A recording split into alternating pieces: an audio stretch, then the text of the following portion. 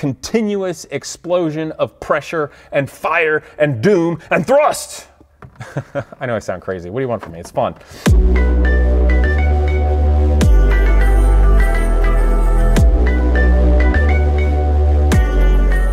All right, what's up guys? So Batmobile series, let's start with the cockpit today. I thought you'd be really interested in that. And yeah, I'm being a total tease. I'm not gonna show you the engine or the guns yet or roast any marshmallows. You've gotta subscribe to this channel because it's gonna be epic. And this isn't just the beginning. So anyway, the cockpit, it's an interesting thing because this is in fact turbine powered. Turbo shaft is effectively a turbojet engine with some extra complex annoying bits on it that then drive the rear wheels. So, there's a lot of gauges, there's a lot of switches, and they're important because who wants to die in a giant fiery fireball of death and internet glory? Not me, because I want to be around to, know how many likes I'm getting. That's what our world has come to. Anyway, come on, let's go check out the Batmobile. So, canopy right now is just manual. I'm just gonna pop it open. Slides forward like that. It's kind of cool because, as you notice, watch the front of it. You can get up and close if you want to check it out. It then has to go down, and then it latches from the inside so you can mechanically latch it. So that makes it for an interesting thing. It pops up, then it has to slide forward before it gets in. So if you're gonna come over here and check it out, you walk up the side, jump in like an Indy car, Formula 1 car, and down you go. So interesting, the canopy's got good structure. Obviously this is a replica and it doesn't weigh 1,000,000 pounds by being, ballistics, shielding, and proof. I could do that, but I don't expect to get shot at, so why would we take the time right now? That being said, I could build something like that. Hint, hint. Although now I feel like creepy people all over the world are going to be asking me to build creepy things. So just don't do that. I don't want to do that for you. But the canopy is pretty neat. Based upon the angle that it's at, even with this open, if you lock it in the forward position and you're driving it, it's basically like your own convertible or targa roof. So if you just want open air, you can cruise around. It's kind of cool like that. And then of course it shuts real nice and latches with this mechanical latch. But in terms of showing it to you, I'm going to show you the iPad later because I know, super lame. I actually have to charge it. But anyway, conventional steering wheel, nothing too unusual there. But we have a number of different gauges. There's some boring things. There's actually a radio in it, and now these radio people are going to get all up on my case because it's a boring radio. But we've got a high definition monitor for 2 different cameras out the back. There's one just looking straight back like a rear view mirror, and there's also one looking to the side. Any of you guys that have seen me on VinWiki telling the Batmobile stories with the cop that pulled me over, he's like, "You don't have a rear view mirror." And I'm like, "Yeah, but sir, I've got this high definition screen. Do you want to show him the screen right here?" From the actual VinWiki story. And I'm like, "Well, sir, I've got a high definition screen. That's why I knew you wanted to pull me over, and that's how I was able to, pull over for you." And he's like, "Well, that's an Ohio revised code, then it's legal." So I figure what I'll just do when I build cars that don't need a rear view mirror anymore, because you can't see out the back, you don't actually have to have glass. A Lotus Exige, you can't see out the back, but it still has a mirror for the laws. So just put in a teeny tiny little mirror and then they can't say anything, which is kind of funny. But I digress. So you've got a number of your fuse blocks right here because this is effectively a utilitarian vehicle. The interior does not replicate what was in the movie exactly because the movie was a silly prop and not real. So we wanted to make it cool, reflect the general style of what it was back then. For fun, but be real. A real one with a real turbine engine. That's the whole point. So you got your fuses and stuff going on here. You've got a bank of gauges here. You've got another bank of gauges here. They're LCD. These are the ones that relate to your turbine engine. You've got some analog gauges here that relate to pressure. You've got a number of switches, and you've got a shifter, which a lot of muscle car guys and race guys will recognize as a B&M ratchet shifter. It's got a good look. I'm trying to think where to even begin. Let's just start with the gauges. So these analog gauges here are pressure, air pressure. It has airbag suspension, so you can raise and lower it. Drop it on the ground, it looks really cool. And since it's so long, you get that long overhang, you want to get over speed bumps or just even trying to drive around, you need to raise and lower it. So I've got a major kill switch here, if you guys see, for the battery. And the other thing about this is, so all the automotive stuff on here, like if I run the compressor for the airbags and such, or the lights, or the secondary electrical, all that stuff is 12 volt like a normal car. But the turbo shaft engine requires 24 volts like aircraft stuff. So there's 2 batteries in here, sealed batteries. They're wired in series, and you can also take something off of one battery. So for all the 12-volt stuff comes off of one of the batteries, and then when you want all the stuff for the turbo shaft engine, the 2 batteries are wired in series, so you get 24 volts. So it complicates it a little bit, but works pretty nice. So we've got the major kill switch here to kill the ground and turn everything on. So to operate the airbag stuff, you got your compressor, which people will also remember from the VinWiki story when I was sitting in the car like this, and that really trampy girl came up and tried to pick me up and go home with me, and then I like shut her down. It was hilarious because everybody was like, oh, and I wasn't gonna pick up that anyway. And so she's leaning like right here, if you guys see, leaning right down. So that was the VinWiki story. I'm like, well, hello, free dinner and a show. Anyway, but I digress again. So this is the compressor that I was running and waiting for everything to pump up before I left. So with the gauges, this is for the tank, shows you the main pressure with everything. It's nice to have 100, 120 PSI in it at any given time.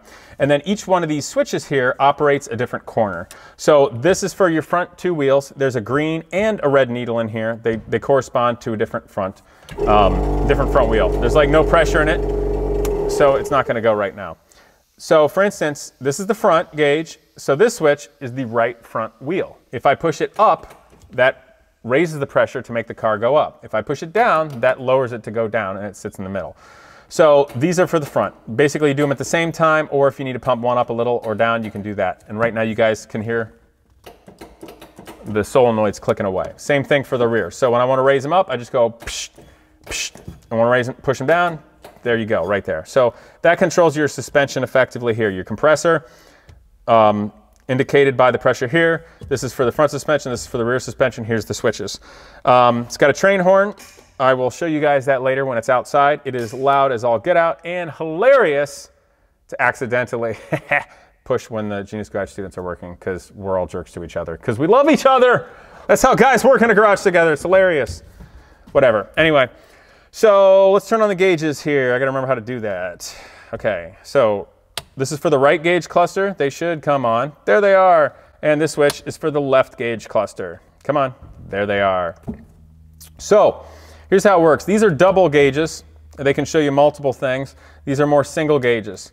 This one gives you oil pressure here and oil temperature here.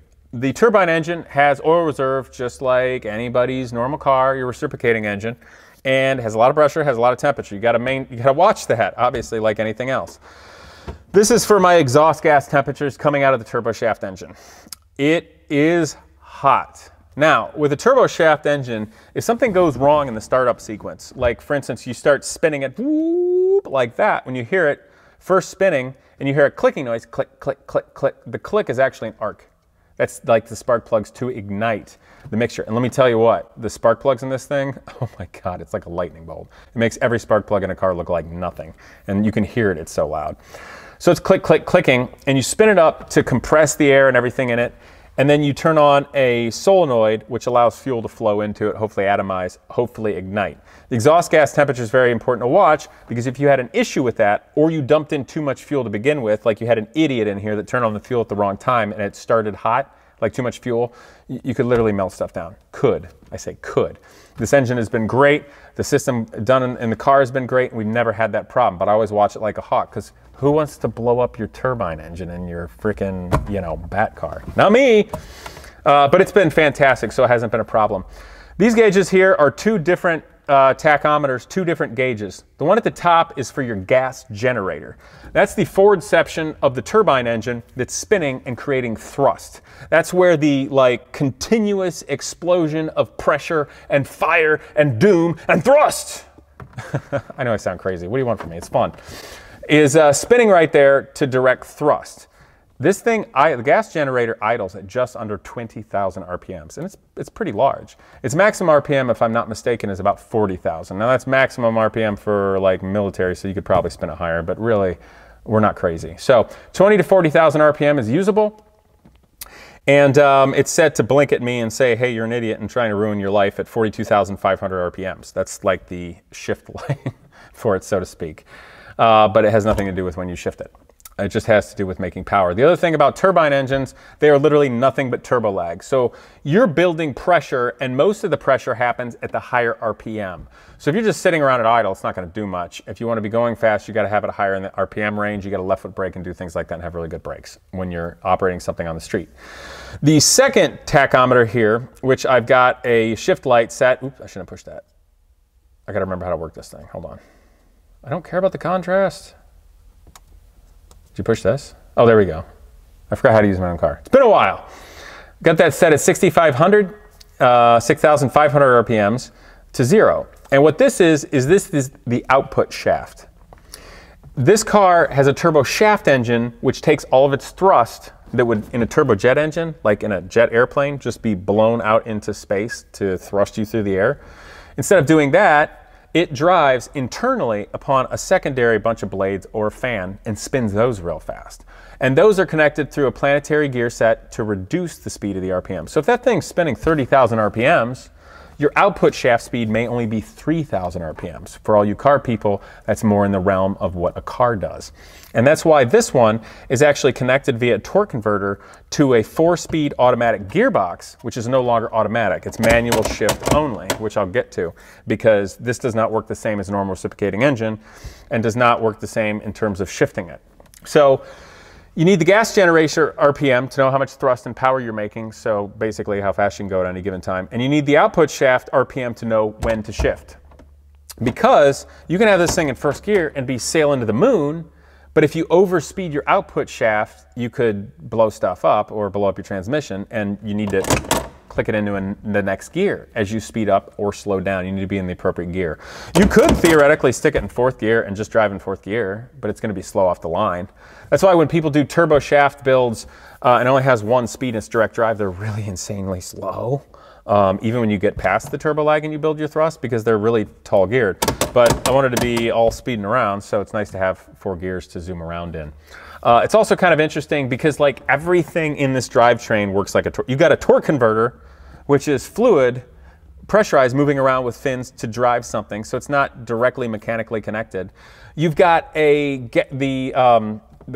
driven side, which is blown with thrust, and then you've got a gas generator which makes thrust. So the thing is, it drives funky.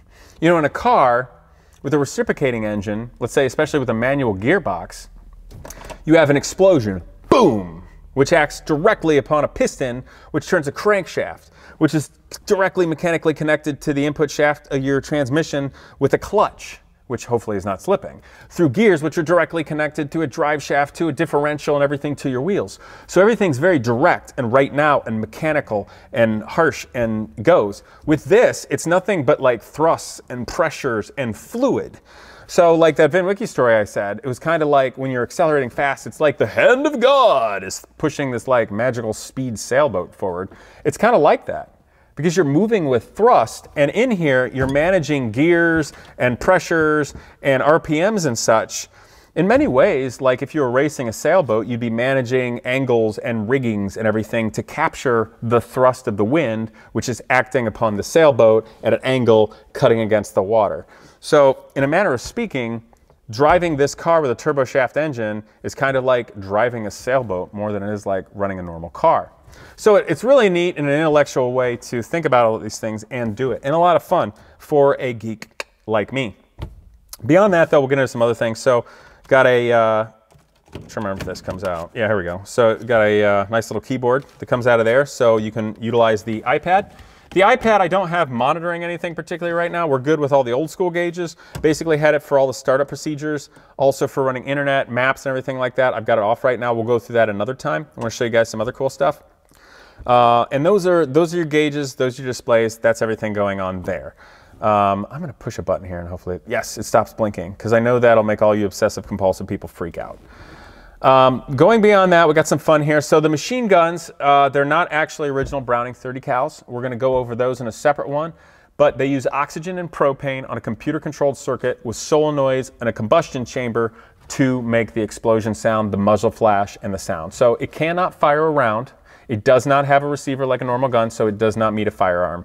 It's simply a prop that looks really good and is a noise maker. So they are legal for people to own and do everything with.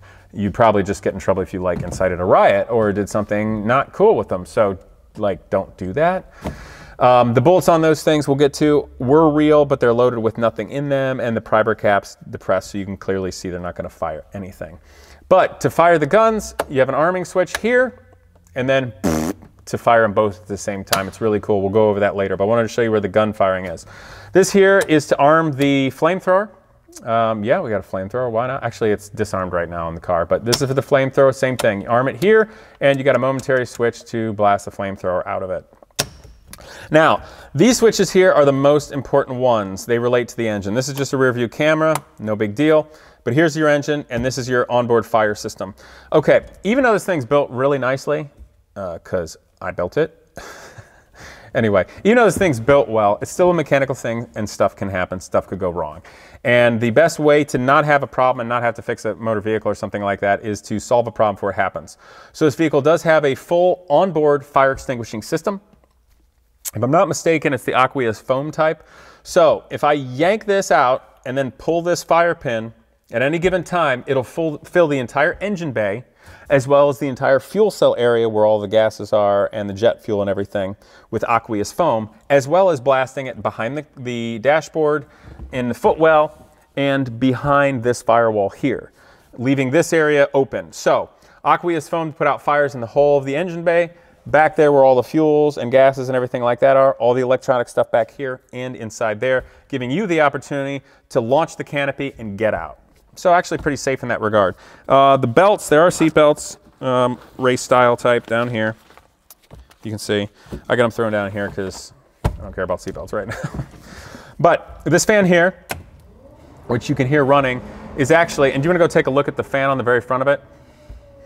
So, in the movie, the giant turbine in the front is supposed to be like the turbine engine that powers it in the movie, but movie people are dumb with props and they have no idea how anything works in the real world. That turns on, but it's not just a prop. And come on back and I'll show you what I mean.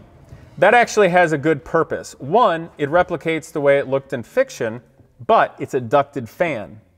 And I could blow a lot of CFM, you know, a lot of air through the engine bay, and that cools the general area of the engine bay. So for the oil cooler, when the oil is going through, it can cool the oil of the engine. It can also cool the oil cooler for the transmission, and the residual air that goes around it. I'll wait for Scott. He's got his phone going off. Camera guy, what have you done?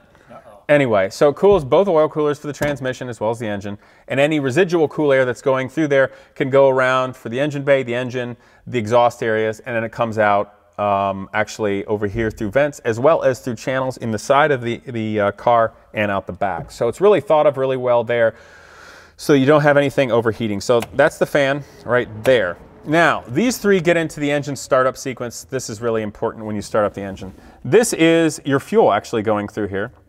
So what I would have to do is I would have to turn the fuel on. When it's in line, it's on. When it's here, it's shut off. This is a manual kill valve. So if there's ever a problem with the solenoids of the old motor or the electronics and I couldn't kill the fuel, because you kill the fuel to kill the motor. That's how you turn it off. If for some reason that's stuck and I couldn't shut it off, the only other opportunity is to kill it manually with a manual valve. So for all you young engineers, remember, electronic things fail. I don't care how much you think they've been tested and how great they are, they fail. And manual redundancy is a good thing. Okay, especially on prototype vehicles like this. So we have the manual kill here. I'm going to just leave it off right now because we're not going to start it in here. So first thing you would do, this is a fuel pump. It's an electric one. Hear it clicking, click, click. Okay, that electric fuel pump is actually behind here running, it's actually Jet A fuel. This car could also be run on kerosene, which is almost exactly the same as jet fuel, or even diesel, which is similar. But we'll run it on Jet A because it clearly likes that. So this is the electric fuel pump. What that does is it initially gets the fuel at a lower pressure to the engine. Because when the engine's spinning really fast with all its gears and everything, it has a mechanical fuel pump. Much like the mechanical fuel injection systems on sprint cars, even old Formula One cars from the 70s, and lots of very neat vehicles. Obviously mechanical fuel injection system on a lot of aviation related things all throughout history. But you have to have an electric fuel pump to first deliver the fuel to it so it can prime and not cavitate and go. So it's a delivery. I'm going to leave that off for right now. Now, this important switch that's like, these two are like the most important ones, okay? This is for the fuel. Right now, the solenoid is off. No fuel may flow into the engine where it goes to the combustion chambers. And I'm only going to do this for a moment. Make sure this is off. I don't know if I want to do that. In fact, I'm not going to do that. If I flip this to the up position, that tells the solenoid to open and deliver fuel to the engine. The reason I'm not going to open this right now, I'm not going to open that, is because there's going to be some residual pressure in the fuel lines. The fuel lines have some flexibility to, some elasticity, so it's going to hold pressure. And if I open that up, it's going to put some fuel into the engine area. And I don't want any fuel in there until it's time to actually start it. So we're going to leave it off. Now, you'll notice, come back here, so right now it's off. If I turn this to the middle position, the solenoid stays locked in either the off position, or if it was last in the on position, the on position. So when I'm running this and it's in the on position, I can actually flip the switch back to the middle and it'll still run. And right now, it doesn't have to be off all the time. I can move it back to the middle with no power going to it and it's still locked in the on position. And I store it that way so we're not draining any kind of residual power in the electrical system. So this is the startup sequence. Boom, okay? So how you would start this thing, and we'll do it in the next one, you guys gotta subscribe and come back. Fuel pump on to initially pressurize it. You've got your cooling fan on for everything going. You've got your manual shutoff valve on. You know that this electric fuel pump is flowing and pressurizing it. Now you're ready to go. So what you're gonna do is, when you flip this up, that puts full voltage to the starter generator for the startup sequence.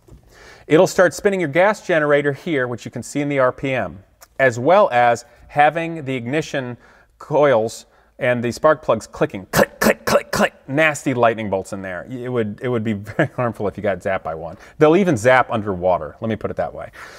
So you're spinning that, and you're watching this here. This has to get to a minimum of 3,500 RPMs, if I'm not mistaken, so I like to see it get to more like 4,000 RPMs. At that point, it's creating enough pressure that you can turn your fuel solenoid on and let the fuel go in there and atomize. Now this is a crucial moment when you're starting up a turbine engine, because if it goes for too long before it fires, then you're putting a lot of fuel in there, and that's bad. You need to shut off and go through other sequences. But within a certain amount of time, and you kind of just feel it out when you build something and you know, like an old pilot probably. But and what it'll do is it'll go whoop, click, click, click, click, click. You'll hit that solenoid on, nothing will happen for a moment, and then all of a sudden, and it'll hum. And if it makes that noise and starts humming, you can see the gas generator start to go faster. Because now, instead of just being pushed by the electricity of the starter, it's now being thrusted. However, at this time, you still have to leave the starter on because it's helping it speed up. If I'm not mistaken, I got to look through the old military manual because it's been a while since I started this. When this thing gets to about 10,000 RPMs on the gas generator, which is half of idle, it idles at approximately 20,000 RPMs, maybe like 19.5, 19.9. Anyway, so at 10,000 RPMs, you can then turn off the starter power as well as the igniters turn off.